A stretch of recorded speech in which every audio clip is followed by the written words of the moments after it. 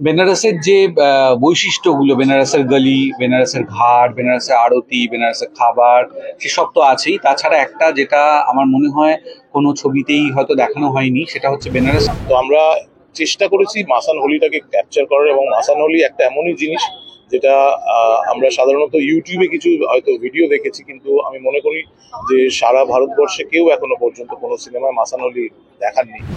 ভীষণ মানে টিচারের সঙ্গে কাজ করলে যেটা হবে সেটাই, মানে জয়দীপ মুখার্জি আমার শিক্ষাগুরু, মানে তার কাছে আমি আমার বাবার কাছে অভিনয় শিখেছি, অরিন্দম গাঙ্গুলি, খেয়ালি দস্তিদারের কাছে স্টেজে অভিনয় শিখেছি। ক্যামেরার সামনে অভিনয়ের অনেকটা জয়দীপ মুখার্জির কাছে শেখা।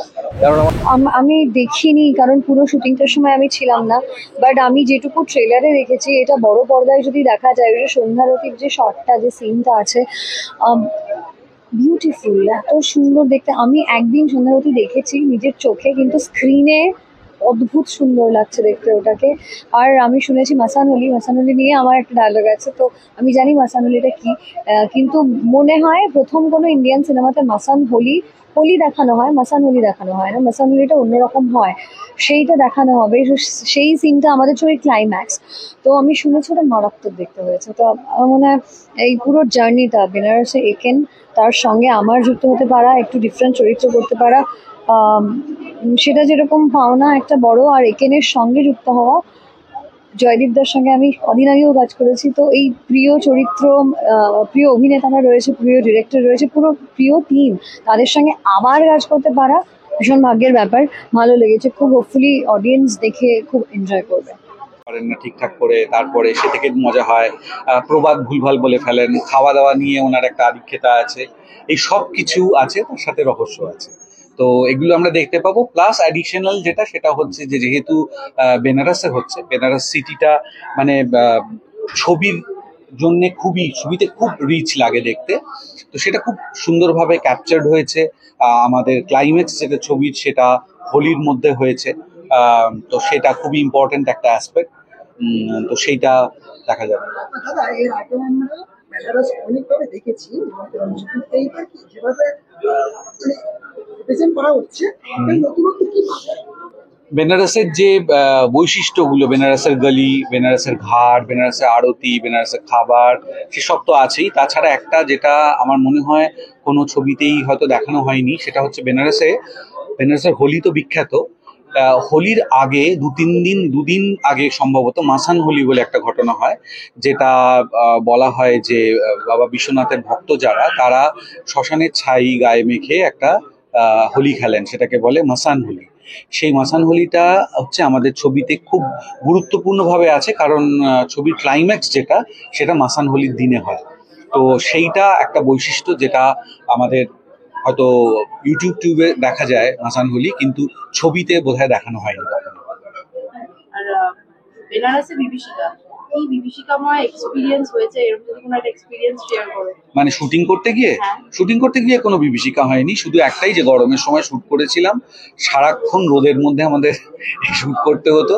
আর ওখানকার গরমটা একটু অদ্ভুত রকমের, খুবই ড্রাই, মানে ঘাম কম হয়, হিউমিডিটি কম, এবং শীতের মতো ঠোঁট ফেটে যায়।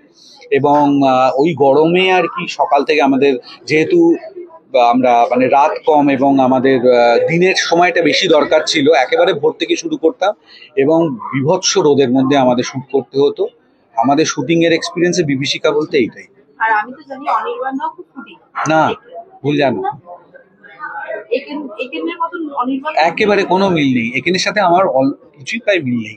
এতবার দেখে এবং লোকেরা ভালোবেসেছেন বলে ধরে নেন যে আমি বোধহয় ওরকম।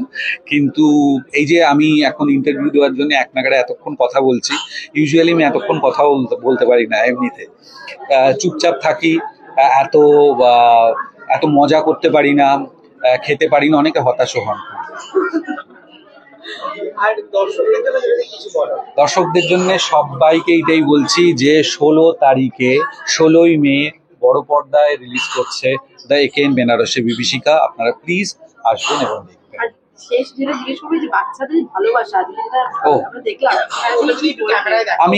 আমি এটা সারা বছর আর কি এটা পাই, এবং এটার জন্য আমার নিজেকে খুব ব্লেসড মনে হয়। বাচ্চাদের ভালোবাসা খুব জেনুইন, তো ওরা তো মানে দেখাবার জন্য কিছু করতে পারে না, এত ভালোবাসি চরিত্রটাকে। আমি অ্যাকচুয়ালি ভালোবাসাটা পাই চরিত্রটার মাধ্যমে। যতটা ওরা অনির্বাণকে ভালোবাসে তার থেকে ভালোবাসে বেশি একেন বাবুকে, তার মাধ্যমে আমি খানিকটা পাই, কিন্তু সেটা এত জেনুইন, আমার নিজেকে খুবই ওভারজয়েড লাগে। খুব ভালো লাগছে, খুব ভালো লাগছে। এবং আমি, আমার সৌভাগ্য যে আমি ব্যোমকেশ, ফেলুদা, বিমল কুমার, সমস্ত ফ্র্যাঞ্চাইজের সঙ্গে যুক্ত হওয়ার এক সুযোগ পেয়েছি বিভিন্নভাবে, কিন্তু একেন বাবুতে এই প্রথম। এবং একেন বাবুর আমি বিরাট ভক্ত, মানে একেন বাবুর সিরিজ আমার ভীষণ ভালো লাগে, এবং অনির্বাণদার কাজ ভীষণ ভালো লাগে, সুয়াত্রর কাজ, সোমাকের কাজ ভীষণ ভালো লাগে। তো এই একেন বাবুর একটা নতুন কাজ হচ্ছে, সেটাতে আমরা রয়েছি, এইটা বিরাট বিরাট পাওয়া। And coming to the next question, Joydipta Shattumarkaj. So Joydipta was the one who shaped Prodipto in Oh yes, Ganer oh Opare. yes. In Ganer Opare. Now again you are working with him. তো মানে একটা মানে কি বলবো, কেমন excitement কাজ করে মানে ওয়ার্কিং উইথ জয়দীপ? ভীষণ, মানে টিচারের সঙ্গে কাজ করলে যেটা হবে সেটাই। মানে জয়দীপ মুখার্জি আমার শিক্ষাগুরু, মানে তার কাছে আমি আমার বাবার কাছে অভিনয় শিখেছি, অরিন্দম গাঙ্গুলি, খেয়ালি দস্তিদারের কাছে স্টেজে অভিনয় শিখেছি। ক্যামেরার সামনে অভিনয়ের অনেকটা জয়দীপ মুখার্জির কাছে শেখা, কারণ আমার প্রথম কাজ তার সঙ্গে। এবং শুধু গানের ওপারে বলবো না, তারপরেই অদ্বিতীয়া বলে একটা সিরিজ করেছিলাম, সিরিয়াল স্টারের জন্য। তো এই দুটো সিরিয়াল করার জন্য আমি জয়দীপ কাকুর সঙ্গে বেশ, জয়দীপ কাকু বলি যেই কারণে, আমার শিক্ষাগুরু আফটার অল। আমি টানা 2 বছর কাজ করেছিলাম ওনার সঙ্গে, এবং প্রতিদিন কাজ করলে যেটা হয়, প্রতি মুহূর্তে নতুন নতুন জিনিস শিখেছি অনেক। আজকে আমি যে অভিনেতা হতে পেরেছি, যতটুকু শিখেছি, যতটুকু পেরেছি করতে, তার পেছনে ওনার হাত অনেকটা। তো সেই জয়দীপ মুখার্জির সঙ্গে এতদিন আমি তারপরেও 2-1টা কাজ করেছি, কিন্তু if I am not wrong আমি প্রায় 10 বছর বাদে জয়দীপ মুখার্জির সঙ্গে কাজ করছি। তো এইটাও আমার কাছে একটা বিরাট বিরাট পাওয়া। পরের কোয়েশ্চেন, মানে ইটস আপ টু ইউ, তুমি যদি চাও তো স্কিপ মানে আনসারটা নাও দিতে পারো। এই রে। Are you one of the suspects in that movie? এইটা তো বলে দিলে কি হবে, মানে যারা দেখতে আছে তারা, হ্যাঁ এইটা ঠিক বলেছে, ঈশা পাশ থেকে বলে দিয়েছে যে সবাই সাসপেক্ট, একেন বাবু সবাইকে সন্দেহ করছে, সবাই কিছু না কিছু করছে হয়তো। তো 16 তারিখ রিলিজ করছে, দর্শকদের কি বলবেন? দর্শকদেরকে প্রথমেই বলবো, এটা কিন্তু ছবি। অনেকের মধ্যেই একটা কনফিউশন রয়েছে, এটা সিরিজ না সিনেমা। এটা সিনেমা। একেনের আগে যদি দি থাকে, দি একেন, তাহলে বুঝবে এটা সিনেমা। বড় পর্দায় রিলিজ করছে 16ই মে।